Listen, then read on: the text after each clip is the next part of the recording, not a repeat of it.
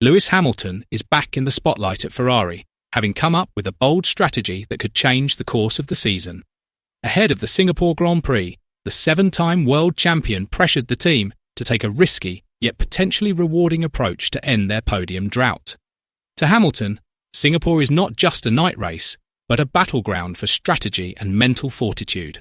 Can Hamilton's risky move truly change Ferrari's fortunes? Let's discuss it. It all started at the Baku Grand Prix, a race that marked a turning point in Ferrari's season. At that time, the prancing horse team had only earned 6 points. Hamilton finished 8th, and Charles Leclerc finished 9th. It was a disappointing result, especially for Hamilton, who had arrived with high expectations following his move to Ferrari. Ironically, Carlos Sainz, a former Ferrari driver who had previously been deemed unable to meet the team's standards, performed brilliantly with Williams and finished 3rd on the podium. This was a harsh blow to Ferrari's management. The Baku result exposed the team's internal weaknesses in car development and race strategy execution. The narrative of optimism that had been used to conceal these issues was now clearly visible to the world. Ferrari is fragile and lagging behind its main rivals. Ferrari's crisis was even more apparent when looking at the constructors' standings.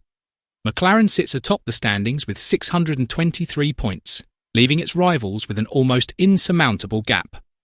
Mercedes sits in second place with 290 points, followed by Ferrari with 286 points and Red Bull with 272 points. Ferrari is in a tight spot, too far behind McLaren to fight for the title, but still having to fight hard against Mercedes and Red Bull to maintain their position in the top half of the standings. In such circumstances, every point felt precious. One small mistake on the track could result in losing a crucial position in the standings. Hamilton was well aware of this. Therefore, his drive to take risks in Singapore was not just a matter of personal ambition. It was also a mission to salvage Ferrari's pride in an increasingly difficult season. Hamilton realised that the Singapore race was about more than just top speed. It was also about control, precision, and the ability to survive on a pitfall-filled track. He pushed Ferrari's technical team to overhaul the SF25's characteristics, especially in the narrow third sector, where overtaking is nearly impossible. The setup changes he requested were not merely cosmetic. He wanted the rear of the car to be stiffer to prevent excessive rotation during hard braking, and to adjust the car's height for greater stability when tackling Marina Bay's signature bumps. He also requested that the aerodynamic balance be tilted slightly forward to allow the front of the car to be sharper when entering tight corners. Simulation results showed a potential gain of up to 0.2 seconds in the final sector. However, the consequences were clear. A loss of 0.1 seconds in the first sector and another 0.1 seconds in the second. Overall, there was barely a significant difference over a full lap. Hamilton knew that Singapore is not just about total lap time, though. At Marina Bay, where overtaking is nearly impossible after Sector 3, small differences in these areas could mean the difference between a podium finish and a dramatic victory. Riccardo Adami, Hamilton's race engineer, finally spoke out about the driver's bold setup direction. "Lewis is very clear about what he wants," Adami said. "He doesn't want a safe car. He wants a car that can attack. Lewis believes it's better to take a risk in one corner than to lose an opportunity for the entire race. The simulation numbers are slim, but at Marina Bay, 0.2 can be invaluable." Adami also emphasised that Hamilton's approach differs from Leclerc's, but could give Ferrari an advantage. Charles is looking for consistency. Lewis is looking for aggression.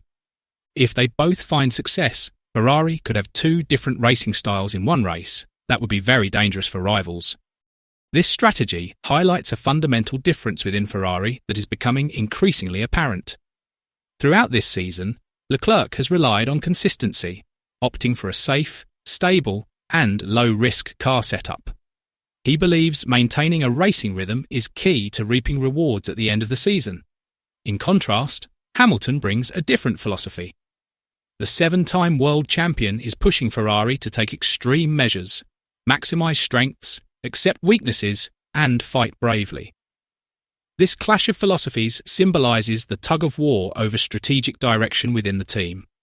If Hamilton beats Leclerc in qualifying with this risky approach, it won't just be a fight for a single grid position. It will send a strong political message. The message is that Ferrari can no longer play it safe, but must become an aggressive team willing to risk everything for victory. The Singapore race presents an additional challenge that could alter the landscape of racing. The FIA even declared it the first race with a heat hazard, a serious warning that cockpit temperatures could reach dangerous levels. These extreme conditions test not only the car's durability, but also the driver's physical endurance and mental focus, as they must endure nearly 2 hours inside a moving oven. The additional cooling system is also a crucial strategic factor, though it carries risks of accelerated battery wear and reduced car performance. That's not all. There are also new rules that add another layer of strategy. For example, the pit lane speed has increased from 60 to 80 km per h.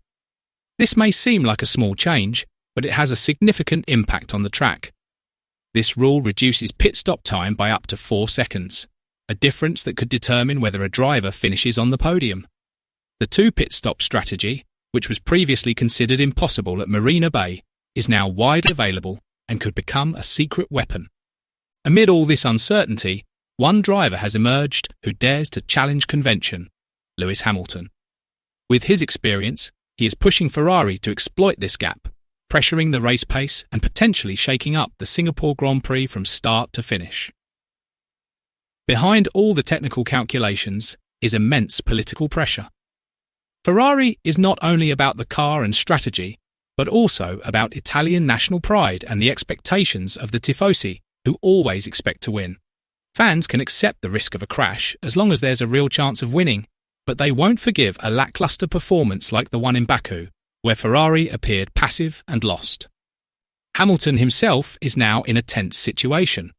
The 7-time world champion is in the midst of a worrying statistical slump. He has not finished in the top 3 in 17 races since joining Ferrari.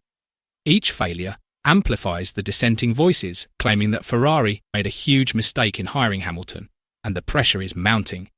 If he fails again in Singapore, especially due to the team's conservative approach, that narrative could spiral into a storm of criticism difficult to contain. On the other hand, if this reckless strategy succeeds, even if it only results in a podium finish, the situation will drastically improve. The slightest positive outcome could instantly transform the atmosphere at Ferrari, invigorate the team, and dispel the doubts that have plagued Maranello. Singapore could be a turning point or further damage the team. Will they take a risk and brave the extreme heat and technical challenges to reclaim their spot in the spotlight? Or will they play it safe, settling for mid-table status? Let us know your thoughts in the comments below.